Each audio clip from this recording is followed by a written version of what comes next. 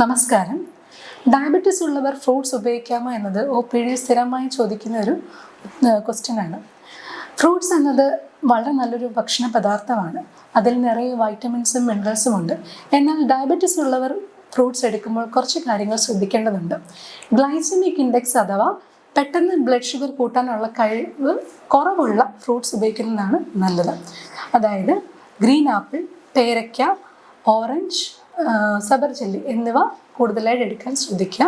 എന്നാൽ glycaemic index കൂടുതലുള്ള fruits, അതായത് ചക്ക, മാങ്ങ, ഗ്രേപ്സ്, പൈനാപ്പിൾ, പഴം, ചെറുപഴവും ഏത്തയ്ക്ക കുറയ്ക്കുന്നതാണ് നല്ലത്.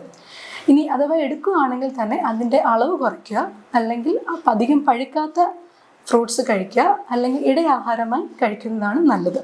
ഇനി ഫ്രൂട്ട് ജ്യൂസ് ആക്കാതെ ഫ്രൂട്ടായി തന്നെ കട്ട് ചെയ്ത് കഴിക്കുന്നതാണ് എപ്പോഴും നല്ലത്.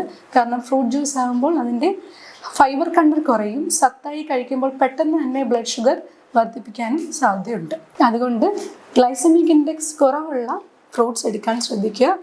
അതുപോലെ ഫ്രൂട്ട് ജ്യൂസായി കുടിക്കുന്നത് ഒഴിവാക്കി കട്ട് ചെയ്ത ഫ്രൂട്ട്സ് എടുക്കാൻ ശ്രദ്ധിക്കുക.